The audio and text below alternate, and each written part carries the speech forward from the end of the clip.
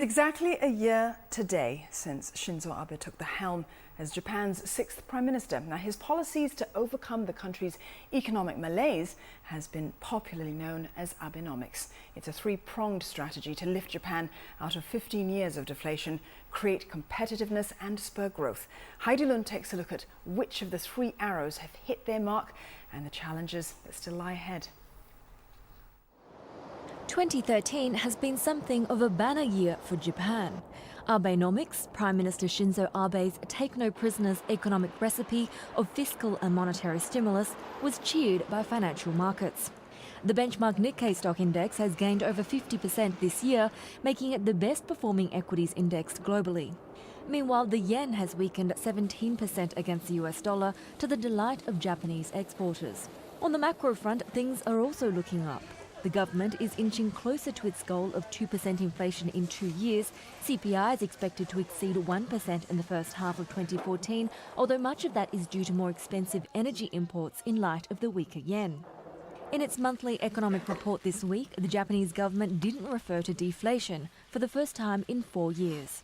Abenomics perhaps will manage to get a mild distinction. Where Abenomics has scored very strongly is that they've gotten the BOJ's buy-in initially. So the BOJ came and did one big move, impressed markets. And we could see that from the yen. We can see that from the Nikkei. So they did very well on the monetary front.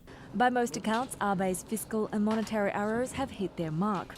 But it's the third arrow, structural reform, that's got economists concerned. The third arrow is somewhat questionable. That's the long-term structural reform in terms of, say, corporate taxes, in terms of better use of labor resources, in terms of other things.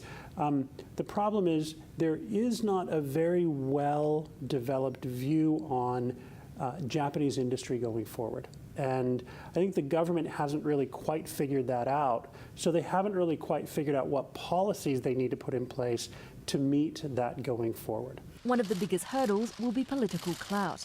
With personal approval ratings coming under pressure, Shinzo Abe could soon find himself in the hot seat, considering Japan's revolving door leadership that's churned out 6 prime ministers in 5 years. Experts say the real test of Abe's mettle will be whether he can pull off deeply unpopular but needed policy reforms while he's still at the helm.